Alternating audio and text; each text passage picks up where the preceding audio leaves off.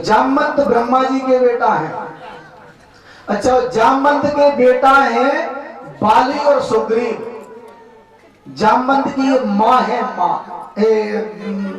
ये बाली सुग्रीव की माँ है जामवंत माँ। अच्छा, पिता भी है।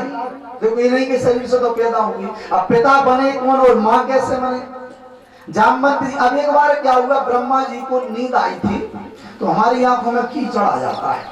तो ब्रह्मा जी की आंखों में कीचड़ आ गया, उसने कीचड़ में ऐसे करके निकालो, बोले ब्रह्मा नयन कीचड़ निकाली, ब्रह्मा नयन कीचड़ निकाली, ब्रह्मा नयन कीचड़ निकाली, ब्रह्मा नयन कीचड़ निकाली, ब्रह्मा नयन कीचड़ निकाली, ब्रह्मा नयन कीचड़ निकाली, धरणी हुई ऊपर डाली, धरणी हुई ऊपर डाली।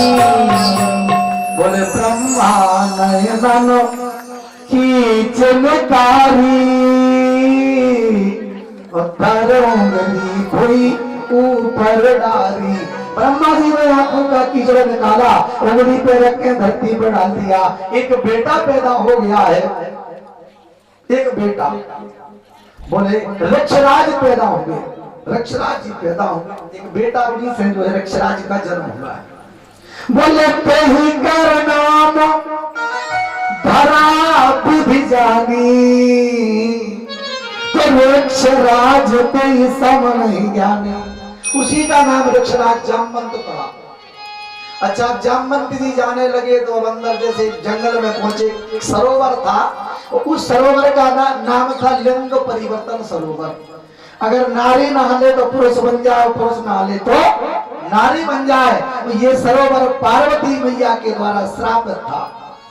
अब जामवंत जी को प्यास लगी, स्नान करने की इच्छा हुई, जाकर के मैया उस सरोवर में झांक के देखा। और जैसे ही झांको महाराज जी तो खुद की छाया दिखाई दी। जामवंत सोचने लगी कि जैसा मैं हूं ऐसा इसमें भी है कोई। कुत्ता कुत्ता को देखकर भौंकता है। सिंह ने आवाज लगा दी, सिंह आवाज जामवंत की, शेर जैसी गंभीर आवाज। सिंह आवाज को लगाया तो भैया उनकी आवाज की वापसी ही न सुनाई पड़ी। स्वयं की आवाज की वापसी आवाज समझ गए कि कोई है, छलांग लगा दी। और जैसे छलांग लगाई सो गए तो थे जामवंत नारी बन के प्रकट हुए, नारी बन के फिरने घूमने लगे। जैसे ही नारी बन के घूमे, अब तो भैया सूर्य देवता कामी है, इंद्र कामी है, दोनों ने देखा। सूर्य ने जाके इंद्र से कहा कि बड़ी सुंदर नारी घूम रही है। इंद्र राजा थे, दोनों ने आकर के देखा तो भैया इंद्र का वीर स्खलित होकर बालों पर गिरा और सुग्रीव का वीर स्खलित होकर गर्दन पर गिरा। बाली बाल से पैदा हो गए बाली, और ग्रीव माने हैं गर्दन, और सु माने सुंदर। इस गर्दन से सुंदर एक पुत्र ग्रीव से पैदा हुआ, सुग्रीव बन गया। ये दोनों पैदा हुए। अच्छा, फिर ये भ्रमण करने लगे, फिर स्नान किए जैसे थे वैसे होकर। सत्राजित को भैया मणि दे दी। अंत में सत्राजित को कष्ट हुआ, बताओ मणि के लाने मैंने कन्हैया को झूठा बना दिया। कन्हैया के लाने मणि तो वापस कर दी, लेकिन कन्हैया से कहा कि कन्हैया गलती मेरी हुई है, मेरी एक कन्या है, इसका नाम है सत्यभामा, इसके लाने अपनी पत्नी स्वीकार करो। कन्हैया प्रसन्न हो गए। भैया सुंदर सत्यभामा को लेकर द्वारका पधारे, और द्वारका पधारे आवाज लगाई तो रुक्मिणी मैया ठाड़ लेके स्वागत किया। बड़ा सुंदर तरीके से आरती उतारी अपनी छोटी बहन जान करके। देखो ईमानदारी से बताओ, जैसे आज कन्हैया मान लो लेके आ गए और रुक्मिणी जी ने आरती उतारी, और कौन वास्तव में अपने बाहर वाले लेके आ जाए तो स्वागत करो। अरे लाठी लेके दरवाजे पे के जब प्राण निकल जाने के अंदर नहीं आने, ऐसे कैसे आते है ना? लेकिन नहीं, आज यहाँ पर इन्होंने प्रेम दिखाया, आरती उतारी। अच्छा, जैसे ही इनको मतलब गृह प्रवेश करवाया तो रुक्मिणी ने कहा कन्हैया आप भी पधारो। बोले नहीं, हमें एक और बेटी एक। तो कन्हैया ने एक बड़ी सुंदर मोटी सी साड़ी दी, बोले एक साड़ी दो बढ़िया। अब मोटी सी माने जैसी आजकल चल रही कि घूंघट मार ले तो तुम तो दांत निकलो के निकले कि बंद है। कितनी मोटी है आजकल।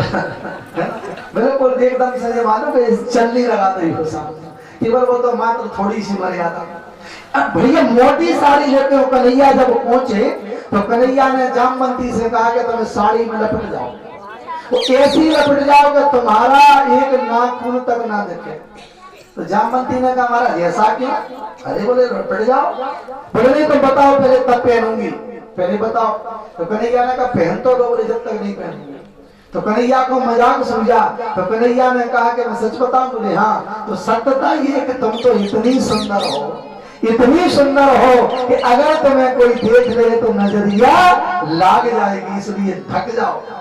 तो जामवंती ने सोचा कि वास्तव में सुंदर हूं मैं, नजर ना लग जाए। तो भैया ऐसी साड़ी लपेटी कि उनको एक रोम तक ना देखे, और रोम अगर पूछे तो कैसे ही भाग जाए। लपेट ली साड़ी और लपेट के हम दरवाजे पे आके खड़े हो गए। तो सत्यभामा थाल लेके आ गई। सत्यभामा ने कहा महाराज एक बात बताओ, ये कौन है? बोले मैं तीसरे नंबर की पत्नी हूँ, टीका करो। तो कहा महाराज टीका तो जब करें, आरती जब उतारे, अपना मुखटा तो दिखाए मुखोड़ा। तो कन्हैया बोले कि मुखोड़ा नहीं दिखाएगी ऐसे ही। बोले तिलक में लगा, वो साड़ी पे लगा दो। तो बोले नहीं ऐसे कैसे, आपने मेरा तो चेहरा नहीं ढका था, मैं तो पूरा चेहरा निकाला था, आप चेहरा निकालो। कन्हैया बोले नहीं निकलेगा, आपको लगाना हो तो लगा दो। सत्यभामा अड़ गई कि नहीं लगाएंगे। फिर बताओ आखिर कारण क्या है कि इनका चेहरा क्यों नहीं निकाल रहे? तो कन्हैया ने कहा सत्यभामा अगर हम सच्ची बता देंगे तो तुमको बड़ा कष्ट होगा। बोले नहीं कष्ट नहीं होगा, बताओ। तो बोले ये इतनी सुंदर है सत्यभामा, इतनी सुंदर है, इतनी सुंदर है कि अगर तुमने इनका चेहरा देख लिया तो इस बेचारी को नजर लग जाएगी। अब तो भैया सत्यभामा को जलन पैदा हो गई, इतनी सुंदर। और अगर वास्तव में ये इतनी सुंदर है तो कन्हैया सबसे ज्यादा प्रेम इसी को करेंगे।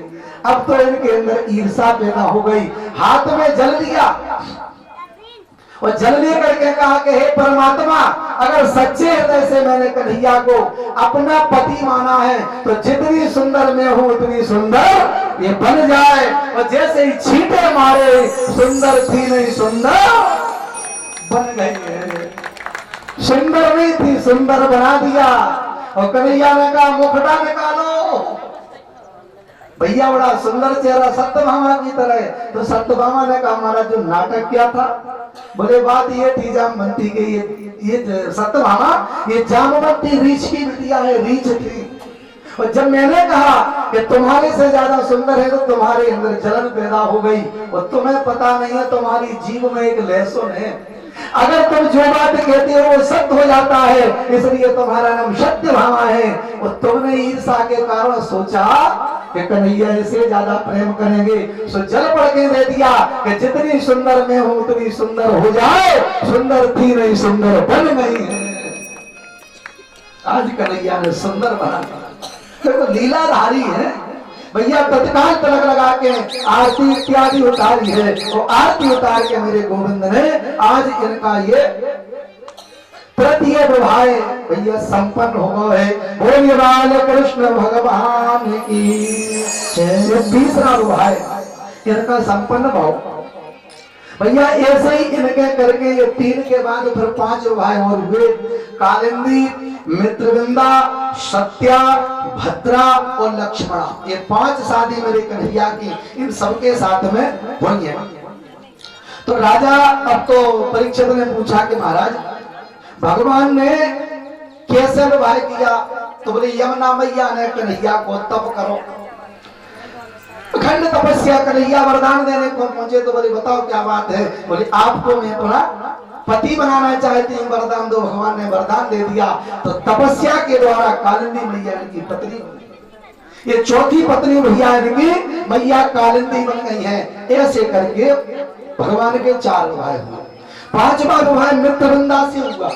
उज्जैन नगरी के एक राजा थे, बिंद अनुबिंद इनकी बहन थी भैया। इनकी बहन से इन्होंने हरण करके इसके साथ विवाह किया। बिंद और अनुबिंद की ये प्यारी बहन थी, उससे इनका 5 सुग्रीव बन गया है। ये दोनों पैदा हुए। अच्छा फिर ये भ्रमण करने लगे, फिर स्नान किए जैसे थे वैसे होकर। सत्राजित को भैया मणि दे दी। अंत में सत्राजित को कष्ट हुआ। बताओ मणि के लाने मैंने कन्हैया को झूठा बना दिया। कन्हैया के लाने मणि तो वापस कर दी, लेकिन कन्हैया से कहा कि कन्हैया गलती मेरी हुई है, मेरी एक कन्या है, इसका नाम है सत्यभामा, इसके लाने अपनी पत्नी स्वीकार करो। कन्हैया प्रसन्न हो गए। भैया सुंदर सत्यभामा को लेकर द्वारका पधारे, और द्वारका पधारे आवाज लगाई तो रुक्मिणी मैया थाल लेके आ गए, स्वागत किया।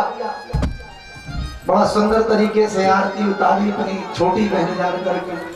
देखो ईमानदारी से बताओ, जैसे आज कन्हैया मान लो लेके आ गए और रुक्मिणी जी ने आरती उतारी, और कौन वास्तव में अपने बाहर वाले लेके आ जाए तो स्वागत करो।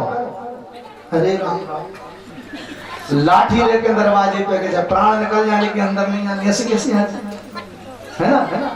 लेकिन नहीं, आज यहाँ पर इन्होंने प्रेम दिखाया, आरती उतारी। अच्छा, जैसे इनको मतलब गृह प्रवेश करवाया तो रुक्मिणी ने कहा कन्हैया आप भी पधारो। बोले नहीं, हमें एक और बेटी एक। तो कन्हैया ने एक बड़ी सुंदर मोटी सी साड़ी दी। बोले एक साड़ी दो बढ़िया। अब मोटी सी माने जैसी आजकल चल रही, घूंघट मार ले तो तुम तो दांत निकलो के निकले बंद है। कितनी मोटी आजकल बिल्कुल एकदम से मानो कि चलनी लगा दे सामने, केवल वो तो मात्र थोड़ी सी मर्यादा। अब भैया मोटी साड़ी लेके वो कन्हैया जब पहुंचे तो कन्हैया ने जामवंती से कहा कि तुम साड़ी में लपट जाओ, वो ऐसी लपट जाओ कि तुम्हारा एक नाखून तक ना दिखे। तो जामवंती ने कहा महाराज ऐसा क्यों? अरे बोले लपट जाओ। बोले नहीं तो बताओ पहले तब पहनूंगी, पहले बताओ। तो कन्हैया ने कहा पहन तो लो। बोले जब तक नहीं पहनूंगी। तो कन्हैया को मजाक समझा। तो कन्हैया ने कहा कि मैं सच बताऊं? बोले हाँ। तो सत्यता ये कि तुम तो इतनी सुंदर हो, इतनी सुंदर हो कि अगर तुम्हें कोई देख ले तो नजरिया लाग जाएगी, इसलिए ढक जाओ। तो जामवंती ने सोचा कि वास्तव में सुंदर हूं मैं, नजर ना लग जाए। तो भैया ऐसी साड़ी लपेटी कि उनको एक रोम तक ना देखे, और रोम अगर पूछे तो कैसे ही भाग जाए। लपेट ली साड़ी, और लपेट के हम दरवाजे पे आकर खड़े हो गए। तो सत्यभामा थाल लेके आ गई। सत्यभामा ने कहा महाराज एक बात बताओ, ये कौन है? बोले मैं तीसरे नंबर की पत्नी हूँ, टीका करो। तो कहा महाराज टीका तो जब करें, आरती जब उतारे, अपना मुखटा तो दिखाए मुखोड़ा। तो कन्हैया बोले कि मुखोड़ा नहीं दिखाएगी ऐसे ही। बोले तिलक कहाँ लगा? वो साड़ी पे लगा दो। तो बोले नहीं ऐसे कैसे, आपने मेरा तो चेहरा नहीं ढका था, मैं तो पूरा चेहरा निकाला था, आप चेहरा निकालो। कन्हैया बोले नहीं निकलेगा, आपको लगाना हो तो लगा दो। सत्यभामा लगाएंगे नहीं लगाएंगे, फिर बताओ आखिर कारण क्या है कि इनका चेहरा क्यों नहीं निकाल रहे? तो कन्हैया ने कहा सत्यभामा अगर हम सच्ची बता देंगे तो तुमको बड़ा कष्ट होगा। बोले नहीं कष्ट नहीं होगा, बताओ। तो बोले ये इतनी सुंदर है सत्यभामा, इतनी सुंदर है, इतनी सुंदर है कि अगर तुमने इनका चेहरा देख लिया तो इस बेचारी को नजर लग जाएगी। अब तो भैया सत्यभामा को जलन पैदा हो गई, इतनी सुंदर। और अगर वास्तव में ये इतनी सुंदर है तो कन्हैया सबसे ज्यादा प्रेम इसी को करेंगे। अब तो इनके अंदर ईर्षा पैदा हो गई। हाथ में जल लिया और जल लेकर के कहा कि हे परमात्मा, अगर सच्चे हृदय से मैंने कन्हैया को अपना पति माना है तो जितनी सुंदर मैं हूं उतनी सुंदर ये बन जाए। और जैसे ही छींटे मारे, सुंदर थी नहीं सुंदर बन गई। सुंदर नहीं थी सुंदर बना दिया। और कन्हैया ने कहा मुखड़ा निकालो। भैया बड़ा सुंदर चेहरा सत्यभामा की तरह। तो सत्यभामा ने कहा हमारा जो नाटक क्या था? बोले बात ये थी जामवंती के, ये सत्यभामा ये जामवंती रीछ की बिटिया है, रीछ थी। और जब मैंने कहा कि तुम्हारे से ज्यादा सुंदर है तो तुम्हारे अंदर जलन पैदा हो गई। और तुम्हें पता नहीं है तुम्हारी जीव में एक लहसुन है, अगर तुम जो बात कहते हो वो सत्य हो जाता है, इसलिए तुम्हारा नाम सत्यभामा है। और तुमने ईर्षा के कारण सोचा कि कन्हैया इसे ज्यादा प्रेम करेंगे, सो जल पड़ के दे दिया कि जितनी सुंदर मैं हूं उतनी सुंदर हो जाए। सुंदर थी नहीं सुंदर बन गई है। आज कन्हैया ने सुंदर बना दिया। तो लीलाधारी है भैया। तत्काल तिलक लगा के आरती इत्यादि उतारी है। और आरती उतार के मेरे गोविंद ने आज इनका ये तृतीय विवाह भैया संपन्न हो गए। बोलिए बाल कृष्ण भगवान की। ये तीसरा विवाह इनका संपन्न भाव भैया। ऐसे ही इनके करके ये 3 के बाद फिर 5 विवाह और हुए। कालिंदी, मित्रविंदा, सत्या, भद्रा और लक्ष्मणा, ये 5 शादी मेरे कन्हैया की इन सबके साथ में हुई है। तो राजा अब तो परीक्षित ने पूछा कि महाराज भगवान ने कैसे विवाह किया? तो बोले यमुना मैया ने कन्हैया को तप करो, अखंड तपस्या कन्हैया वरदान देने को पहुंचे। तो बोले बताओ क्या बात है? बोले आपको मैं अपना पति बनाना चाहती हूँ, वरदान दो। भगवान ने वरदान दे दिया। तो तपस्या के द्वारा कालिंदी मैया इनकी पत्नी बनी। ये चौथी पत्नी भैया इनकी मैया कालिंदी बन गई है। ऐसे करके भगवान के 4 विवाह हुए। 5वां विवाह मित्रविंदा से हुआ।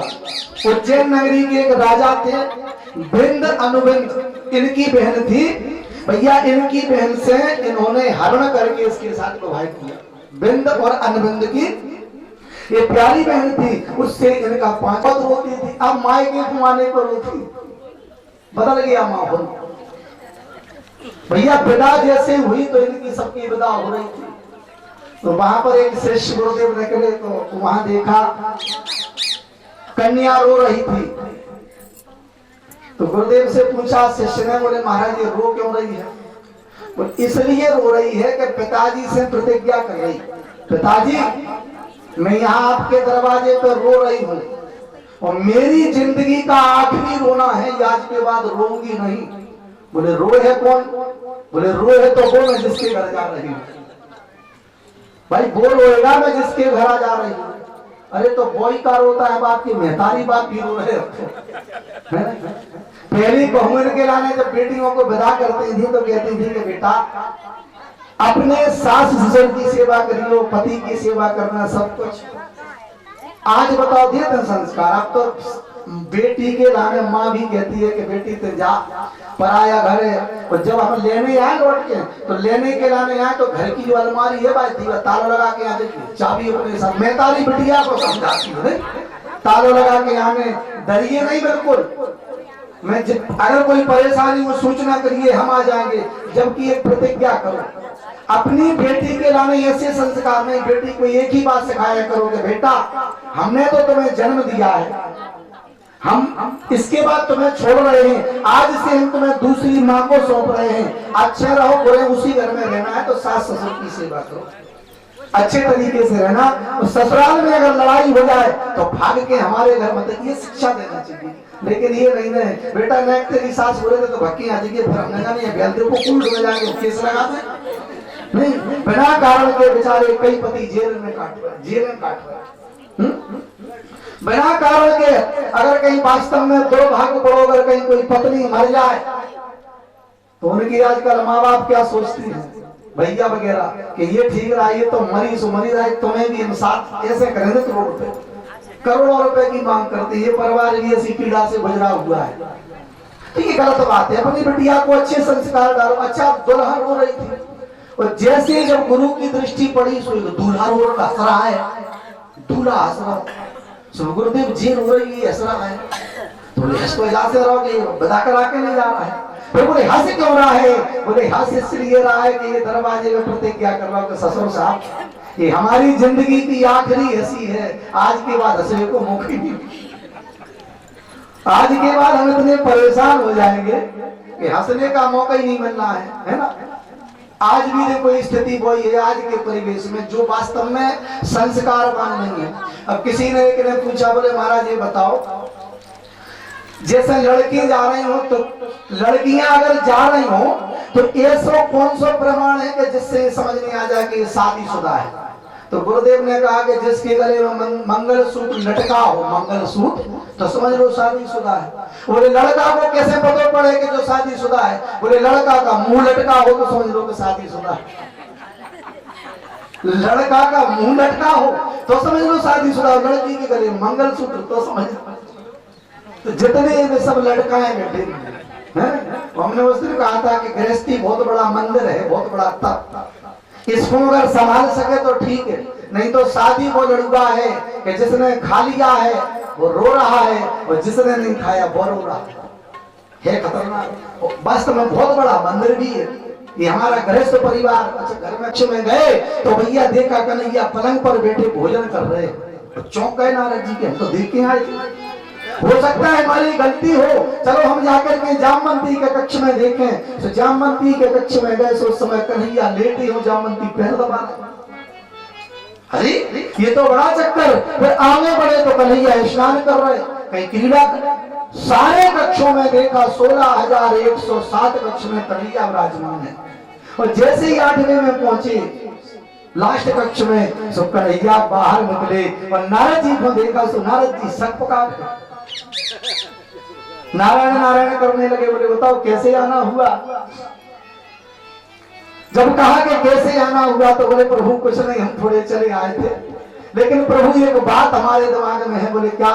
बोले हमने इतने कक्ष देखे, सब में प्रभु आप विराजमान है, कारण क्या है? तो नारद जी से कहा कि तुम नहीं समझ सकते, ये तो हमारी माया है। नारद जी ने कहा यदि प्रभु माया है तो उस माया के हमको दर्शन करवाओ। नारद जी ने कहा तुम चक्कर में मतलब हमें ऐसे में दर्शन करवाओ। भगवान समझाने लगे तुम चक्कर में ना पड़ो। बोले नहीं महाराज दर्शन तो करवा। सो बैठा लिए घर पे। बोले चलो एक कान्यकुंज नाम का नगर है, सो उस नगर में पहुंचे तो नगर के पहले सरोवर है जिसमें जामवंत जी ने स्नान किए थे, सो वहां पहुंच गए। और नारद जी से कहा कि नारद एक काम करो। बोले क्या? सबसे पहले अगर जी नगर में प्रवेश करना है तो पहले स्नान करो, शुद्ध हो जाओ। भैया बोले वीणा? तो भगवान ने कहा हमें दे दो। वीणा भगवान ने ले ली और जैसे ही उसने कहा कि हाँ पहुंचो, सो अब पैर इतने डूबे चले। अब बोले लगा डुबकी।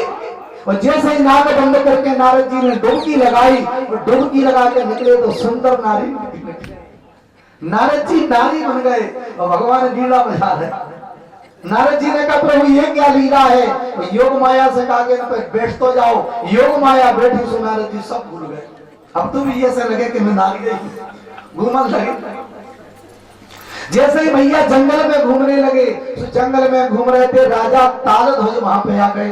तालध्वज ने देखा बड़ी सुंदर नारी, जाके कहा कि आप कौन है? बोले पता नहीं। कहां से आए? बोले पता नहीं। हमारे साथ विवाह करो? बोले पक्का। तो नारद जी का तालध्वज के साथ विवाह होगा। सात भामरिया नारद की पड़ी, भगवान की कृपा से नारद जी का गर्भ ले गया। नारद जी का गर्भ रह गया और जैसे ही नारद जी को गर्भ रहा, भगवान की कृपा से उसके सुंदर बेटी का जन्म हुआ। अब नारद जी अपनी बिटिया को चपका खिला रहे, दूध पिला रहे। अच्छा जब खिलाने लगे तो अब एक समय आया, फिर दूसरी, फिर तीसरी, ऐसे करके नारद जी के गर्भ से 12 बेटियों का जन्म हुआ। एक मत ये कहता है कि बेटी नहीं, एक मत में तो 12 पुत्र ही पैदा होंगे, मत अलग अलग। 12 बिटियां पैदा हुई तो नारद जी ने मन में सोचा कि मैं अपनी बिटियों का नाम अच्छा रखूंगी, रखूंगा नहीं रखूंगी। नारद जी ने नाम रख दिया। बोले अमावस्या नंबर 1, अमावस्या नंबर 2, अमावस्या नंबर 3। अमावस्या का नाम ही अमावस्या पड़ता, अमावस्या पैदा हुई। और भगवान की कृपा से 13वां गर्भ रहा। तो 13वें गर्भ में नारद जी के गर्भ से सुंदर बेटा का जन्म हुआ, उसका नाम संवत्सर पड़ा। जो संवत्सर आता है क्षेत्र में, संवत्सर को जन्म हो। अब नारद जी अपने बच्चों के साथ खेलने लगे। फिर उनकी शादी हुई बच्चों की, तो भैया नाती पंती सब हो गए। अब जैसे नाती पंती हो गए, सो नारद अब तालध्वज पर किसी ने चढ़ाई कर दी। जैसे ही राजाओं ने चढ़ाई करी, तो जिनके इतने नाती पंती थे सबका वध कर दिया। अच्छा यहाँ तक संत कहते हैं, भागवत में तो लिखा है राजा जीवित रहे। संत तो दूसरे मत से ये भी बताते हैं कि नारद जी उस समय तालध्वज खत्म हो गए तो बोले नारद जी राण हो गए, विधवा। अब भगवान आ गए सुंदर नारी बनके जैसे ही आए, सुबह पुचकारो लगाया गले से, चिंता न करो, अब जो कुछ होगा ठीक है, चलो तिलांजलि दें। तो सबसे महिला घाट पे जाती है, सो नारद जी को घाट पे रो रहे नारद, अब कौन होगा हमारा, सारा संसार लुट गया है कौन। नारद जी भैया रोते गाते सीधे घाट पे पहुंचे। और जब घाट पे पहुंचे तो इनकी चुरियां फोड़ी, चूड़ियां फोड़ो, भाई जो होता है वो हुआ। इनके विषया उतारे, इनकी मांग पहुंची। अब तो जो भगवान विष्णु नारी बने हैं, इनमें का डुबकी लगा के स्नान करो, बिना रोए करिए स्नान। रोने से आत्मा को कष्ट होता है। भैया जैसे ही उन्होंने कहने से डुबकी लगाई, स्नान करे और डुबकी लगा के बाहर निकले तो नारद जी निकले। भगवान वीणा में जा रहे, अपनी माया को हटाया और भगवान नारद जी खुद आश्चर्य जो हो क्या रहा, चूड़ी नली बिछिया नले सारी चीज। भगवान से कहा प्रभु ये क्या है? बोले यही हमारी माया है। तो माया के दर्शन करना चाहते थे, यही हमारी माया है। तो भैया भगवान की माया से तो कब पंगा लेने में, भगवान की बड़ी खतरनाक माया है। इसलिए देखो अगर हमें भगवान से कुछ मांगना है तो भगवान से कुछ ना मांगो। अगर मांगना ही है तो हम तो भगवान को ही मांगना। भाई सामने भगवान आ जाए तो भगवान कहे कि मांगो क्या चाहिए? अरे हमें कुछ नहीं मांगना है, और अगर मांगना है तो भगवान को ही मांग दो, काम बन जाएगा। संत कहते हैं कि राम को मांग ले मेरे प्यारे, श्याम को मांग ले मेरे प्यारे, उम्र भर का सहारा। राम को मांग ले मेरे प्यारे, श्याम को मांग ले मेरे प्यारे, उम्र भर का सहारा मिलेगा। राम को मांग ले मेरे प्यारे, उम्र भर का सहारा मिलेगा। राम को मांग ले मेरे प्यारे, उम्र भर का सहारा मिलेगा, का सहारा।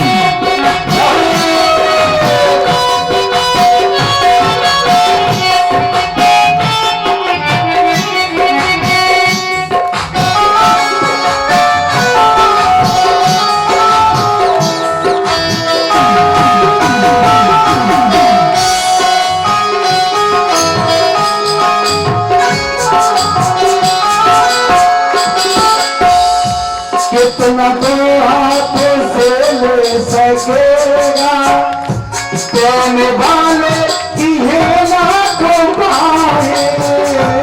कितना तो हाथ से ले सकेगा, देने वालों की है नाश बाहें। कितना तो हाथ से ले सकेगा, देने वाले की है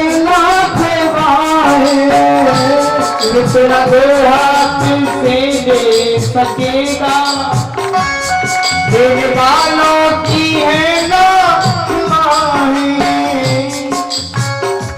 इनका दामन पकड़ कर तो देखो, इनका दामन पकड़ कर तो देखो, हुस्न वाला नजारा मिलेगा, हुस्न वाला नजारा मिलेगा। हाँ इनका दामन पकड़ कर तो देखो, हुस्न वाला नजारा मिलेगा, मिलेगा हुस्न वाला नजारा मिलेगा। राम को मांग ले मेरे प्यारे, राम को मांग ले मेरे प्यारे, उम्र भर का सहारा मिलेगा, मिलेगा उम्र भर का सहारा मिलेगा।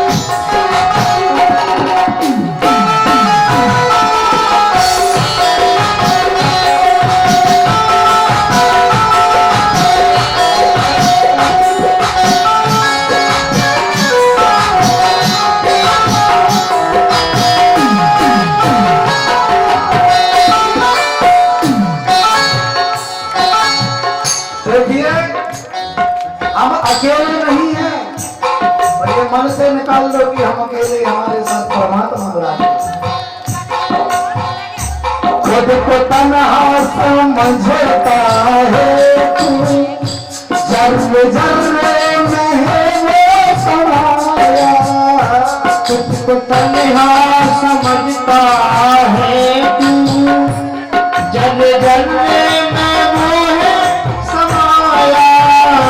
खुद को तन्हा समझता है तू, जर्रे जर्रे में है वो समाया। खुद को तन्हा समझता है तू, जर्रे जर्रे में वो है समाया।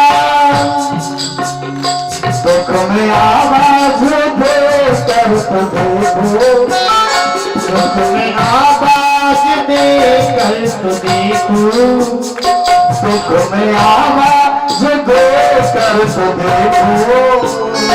दुख में आवाज देकर तो देखो। कौशला का दुलारा मिलेगा, मिलेगा कौशला का दुलारा मिलेगा।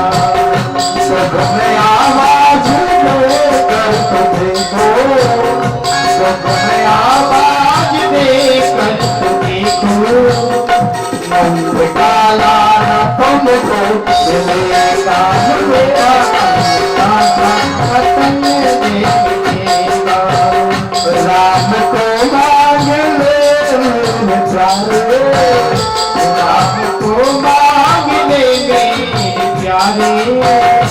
उम्र भर का सहारा मिलेगा। तो राम को मांग ले मेरे प्यारे, उम्र भर का सहारा मिलेगा। राम को मांग ले मेरे प्यारे, उम्र भर का सहारा मिलेगा। उम्र भर का सहारा मिलेगा।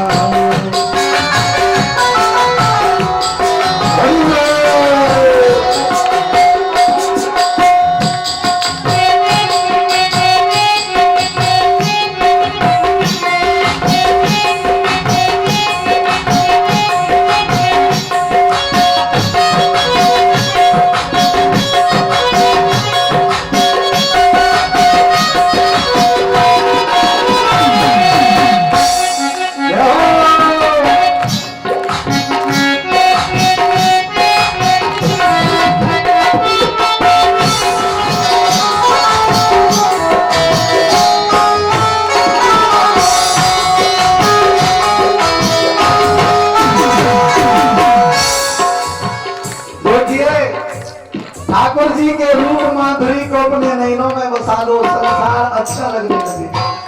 हृदय में विराजमान करिए ठाकुर जी को। रूप नैनों में इनका बसा लो, नाम ले लो रहे चलते फिरते। रूप नैनों में इनका बसा लो, नाम लेते रहो चलते फिरते। रूप नैनों में इनका बसा लो, नाम लेते रहो चलते फिरते। रूप नैनों में इनका बसा लो, नाम लेते रहो चलते फिरते।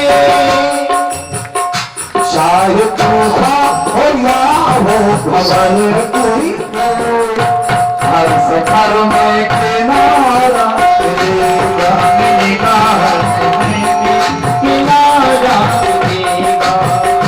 राम को मांग ले जाए, राम को मांग ले मेरे प्यारे, उम्र भर का सहारा मिलेगा।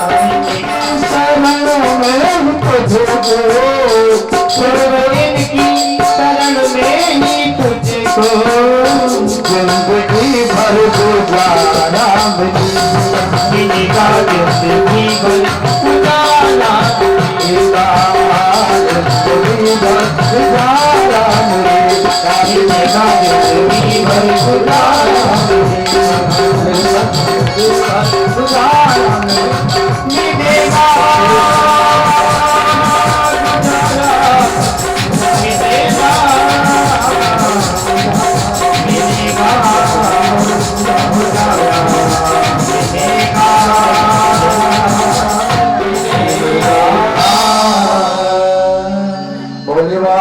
भगवान की।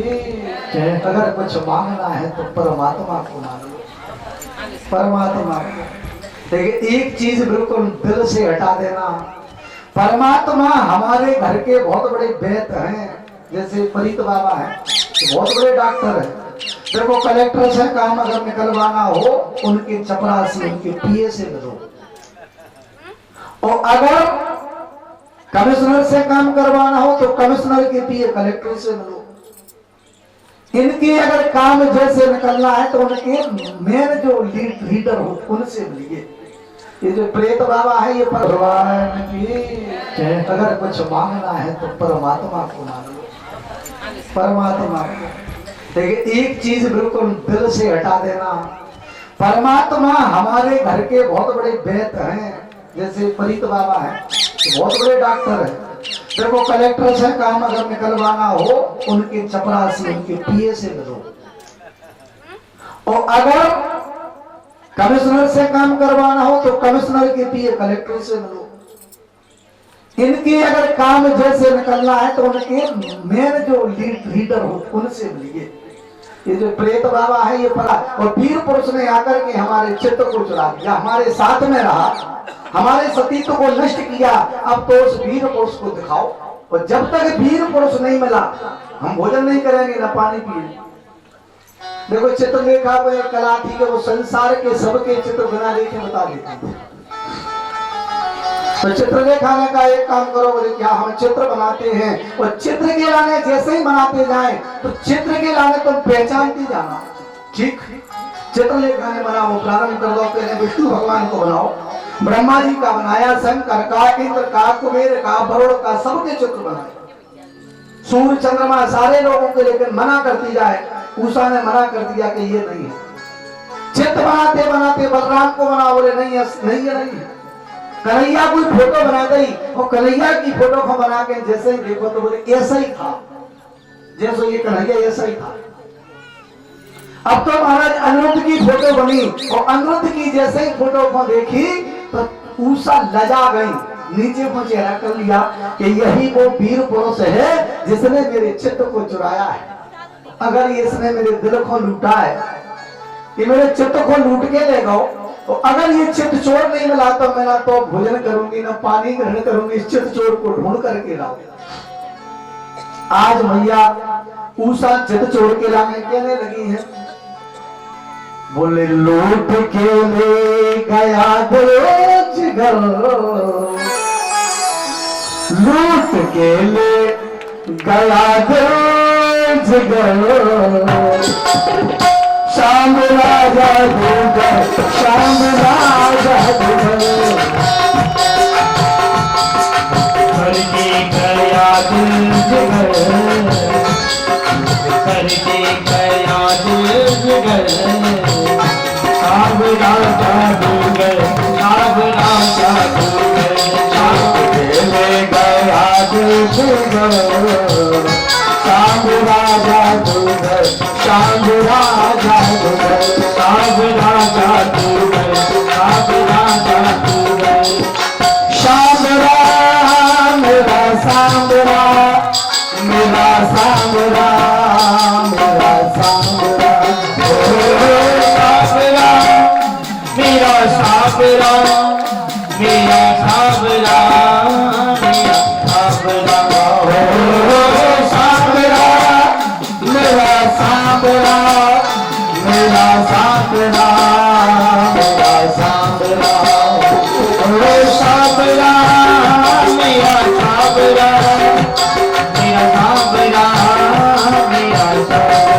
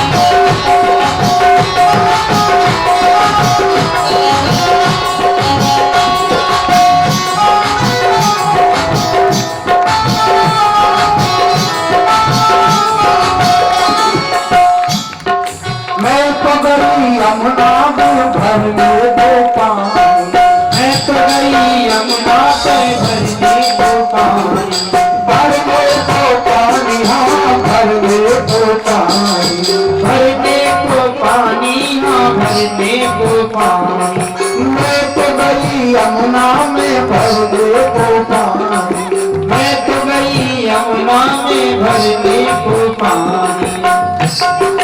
देख छवि नटखट की भई मैं दीवानी, देख छवि नटखट की भई मैं दीवानी। देख छवि नटखट की भई मैं दीवानी, देख छवि नटखट की भई मैं दीवानी। उसने मारी जो तिरछी नजर, उसने मारी जो तिरछी नजर, सांवला जादूगर, सांवला जादूगर, सांवला जादूगर, सांवला जादूगर। सांवला मेरा सांवला, मेरा सांवला, मेरा सांवला, ओ सांवला मेरा सांवला, मेरा सांवला, मेरा सांवला।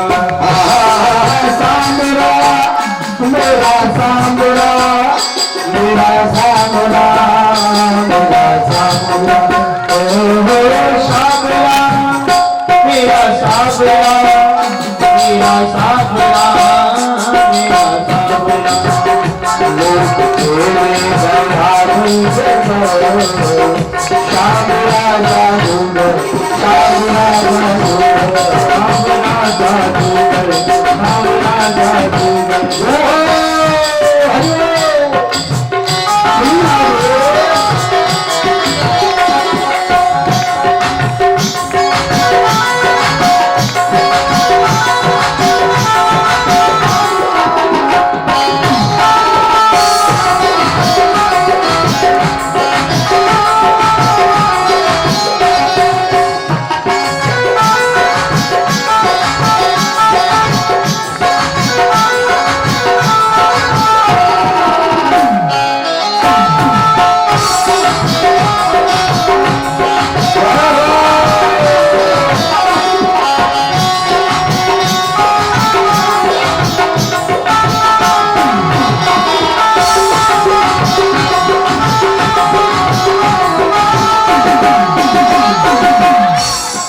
तान सुनी बांसुरी की सुध में कोई, तान सुनी बांसुरी की सुध में कोई। तान सुनी बांसुरी की सुध में कोई, तान सुनी बांसुरी की सुध में कोई। भूल गई लोक लाज तेरी में हो, भूल गई लोक लाज तेरी में होई। भूल गई लोक लाज तेरी में हो, भूल गई लोक लाज तेरी में होई। छोड़ के तुझको जाऊं किधर, छोड़ के तुझको जाऊं किधर, शाम राजा दूर, शाम राजा दूर, शाम राजा दूर, शाम राजा दूर, शाम मेरा सांवला, मेरा सांवला, मेरा सांवला, ओ सांवला मेरा सांवला, मेरा सांवला, मेरा सांवला।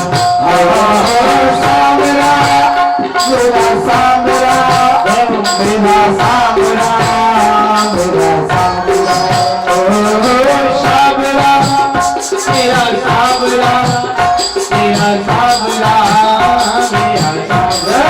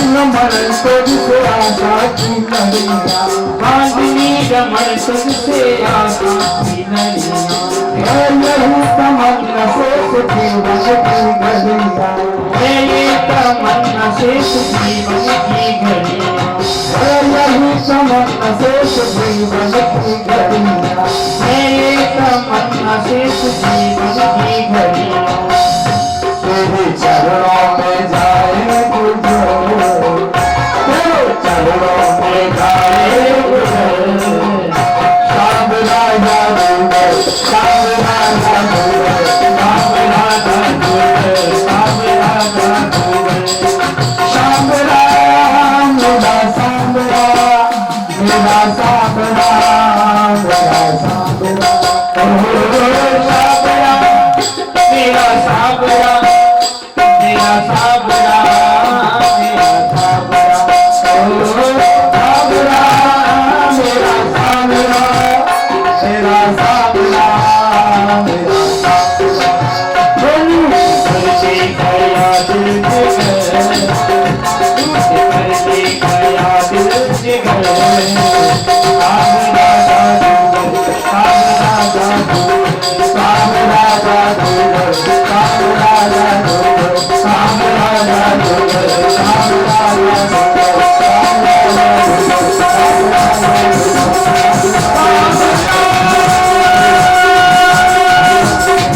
मेरा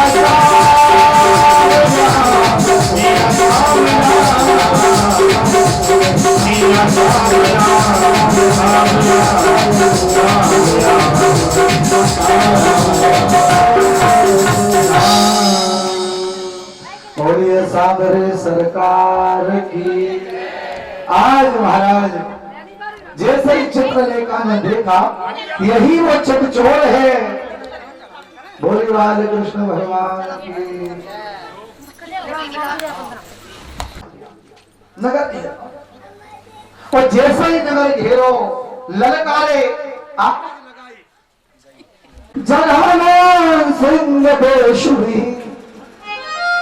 इन्होंने कहा तुम्हें ये करना है कि तुम्हारे पास में एक बाण है उसका नाम है जिब्रास्त्र। तुम जिब्रास्त्र को मारो और जैसे ही जिब्रास्त्र को मारो हो मुझे जवाई आ जाएगी और जब जवाई आ जाएगी तो मैं मूर्छित हो जाऊंगा तब तक तुम अपना काम कर लेना।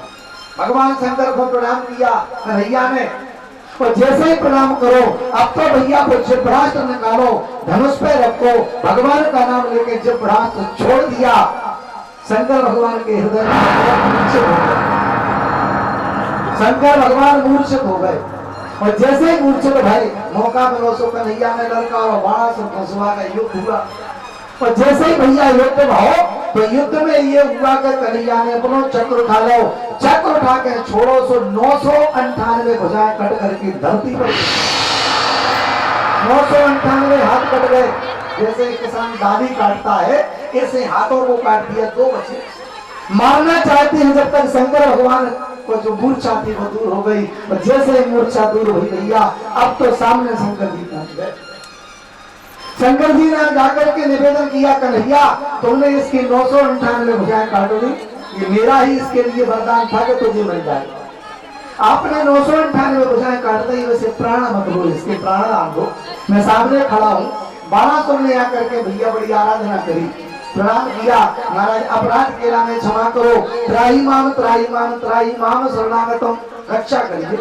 भगवान ने छोड़ दिया बोले पहले हमारा बेटा लाओ। अनिरुद्ध के नाम मुक्त किया तो अनिरुद्ध की भैया पर 7 भावनियां पड़ी। विवाह दिया बड़ा दहेज दिया और दहेज दे करके बाणासुर ने अपनी बेटी और दामाद को विदा कर दिया है। बोलिए बाल कृष्ण भगवान की जय हो।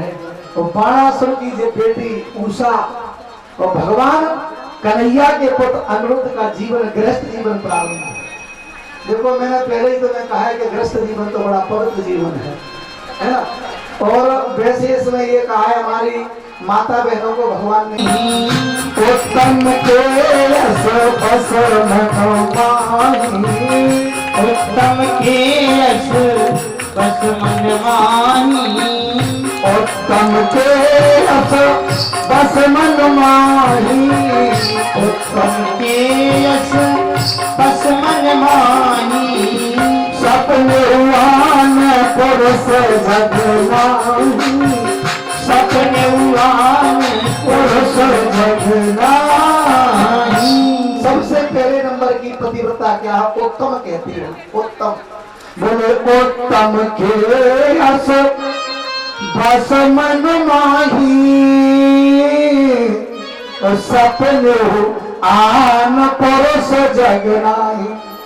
उत्तम नारी का मतलब ये है कि केवल एक चीज सोचती है, जो सबसे अच्छी पतिव्रता है, कि मेरे पति के अलावा संसार में कोई पुरुष है ही नहीं। मेरे पति के अलावा संसार में कोई पुरुष नहीं है, और अगर पुरुष है तो सबके सब नपुंसक हैं, मेरा पुरुष ही पुरुष है। ये तो सबसे श्रेष्ठ, तो ध्यान रखना। अगर पतिव्रता नारी मध्यम पर पति देखे कैसे, मध्यम पर पति देखे कैसे, मध्यम पर पति देखे कैसे, मध्यम पर पति देखे कैसे, मध्यम पर पति देखे कैसे, माता पिता पुत्र निज जैसे, माता पिता पुत्र निज जैसे। अब दूसरे नंबर की पतिव्रता कौन है? बोले मध्यम पर पति देखे कैसे, और भ्राता पिता पुत्र निज जैसे। और जो दूसरे नंबर की पतिव्रता है वो अपने पुरुष तो हैं ऐसा समझती है, लेकिन जो अपने बराबर है उसको भैया के समान देखती हैं, जो अपने से बड़ा है उसे पिता के समान, और अपने से छोटा है उसके लिए पुत्र के समान देखती। ये दूसरे नंबर की पतिव्रता है, जो दो श्रेष्ठ कही है, श्रेष्ठ। अच्छा, तीसरे नंबर की पतिव्रता कौन सी है? बोले धर्म विचार रहे कुछ नहीं, धर्म विचार। अब उनके लाने परपति से मोह तो है, पर पुरुष से प्रेम तो है, लेकिन एक बात सोच रही है कि अगर कहीं हम दूसरे पुरुष से बात करते हैं, बोलते हैं, तो हमारे घर का धर्म भ्रष्ट हो जाएगा, धर्म भ्रष्ट। वो ऐसा सोच करके भी जिसने ऐसा मन में सोचा तो उनको नीच कहा गया है, नीच। ये तीसरे नंबर की पतिव्रता है, इनको लेकिन निकृष्ट की श्रेणी दी गई, निकृष्ट। अच्छा, नीच कहा गया है। अच्छा, वो लोग बाग कहते हैं कि जाति से, सत्यता ये है कि जाति से ना तो आदमी महान हुआ है, वो जाति से ना महान आदमी नीचा हुआ है। जाति जिसकी नहीं, केवल कर्म जिसके श्रेष्ठ है। कर्म प्रधान विश्व रच राखा, और जस फल करे सो तस फल चाखा। हमारी समाज में कई लोगों को नीचा माना जाता है, कई को ऊंचा माना जाता है, और नीच ऊंच उसे कहते हैं। मैं ब्राह्मण पद पर हूँ, ब्राह्मण हूँ, अगर मैं आचरण खराब करने लगूं, मांस मदिरा का सेवन करूं, डाके डालने लगूं, लोगों से गलत बोलने लगूं, तो ब्राह्मण कुल में जन्म जरूर हुआ है, लेकिन मुझसे ज्यादा नीच दूसरा कोई नहीं होगा। ठीक। अच्छा, अब किसी एक जाटव वंश में जन्म ले लिया, अगर उसके घर में कोई संत पैदा हो गया, तो मैं तो ये कहूंगा, संत रविदास जी का नाम सुना होगा। जिस व्यक्ति ने कठौती से गंगा को प्रकट कर दिया हो, चमड़े में से गंगा जी प्रकट कर दें, ईमानदारी से बताओ उस व्यक्ति से मालूम कौन हो सकता है? जाति चामड़े का काम करते थे, चामड़े का जूते बनाते थे, और जूते बना करके उनको लोग चमार कहने लगे, इस कोई जाति नहीं होती।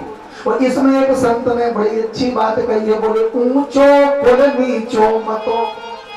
बोले कुल तो है ऊंचा ब्राह्मण का, लेकिन बुद्धि तो अच्छी है, तो हम तो बहुत ही ज्यादा नीचे हैं। बोले ऊंचो कुल नीचो मतो, और बाकुल धिक्कार। कुल है ब्राह्मण का, सोच है छोटी, वो कुल धिक्कार में कई लोग है। बोले ऊंचो कुल नीचो मतो, बाकुल धिक्कार, और नीचो कुल ऊंचो मतो, धन्य रविदास चमार। तो सत्यता ये जाति नहीं, हमें अपने कर्म को देखना है, और जो व्यक्ति कर्म से ऊंचा है भैया, जाति उससे पर कहीं नहीं रखती है जाति। तो ये तीसरे नंबर की है, इनको नीच कहा है। अत्यंत नीच चौथे नंबर की पतिव्रता। बोले बिन अवसर भाई ते रह जोई तो जानो धमनार जग सोई। तेरे अवसर तेरे जोड़ी जाना हार जग सोई। तेरे अवसर में अवसर भयते रह जोई तो जानो अधम नारी जग सोई। अब चौथे नंबर की पतिव्रता ये है कि उन्हें परपुरुष से बात करती हैं।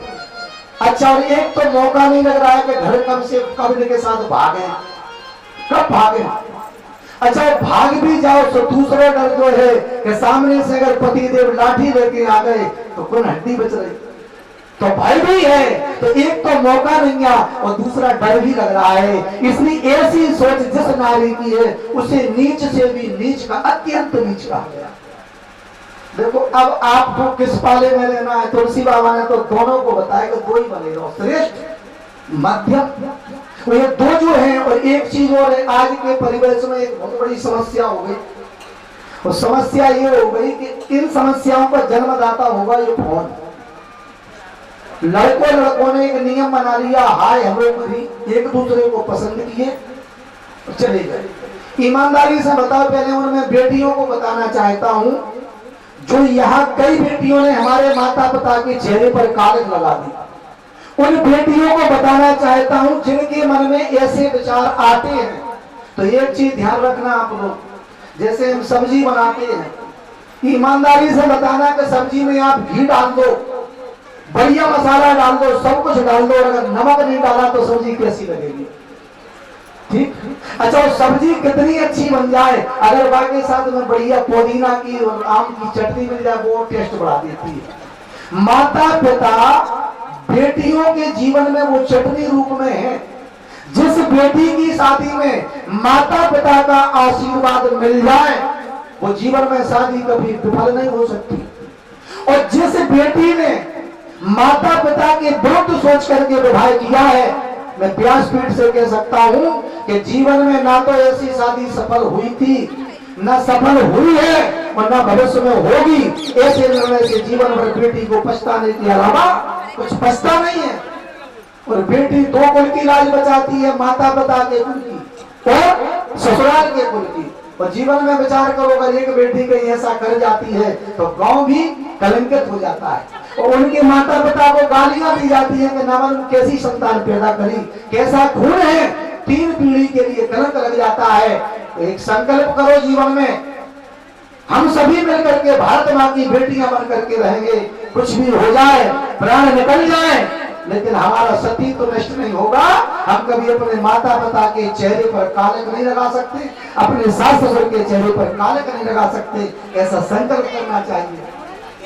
लोग भागवत सुनने आते हैं। अच्छा, हमने बता दिया कि राम ने रावण को मार दिया, कृष्ण ने कंस को मार दिया, और कथा सुन के चले जाओ, ईमानदारी से बताओ क्या मिला? कुछ नहीं मिलेगा।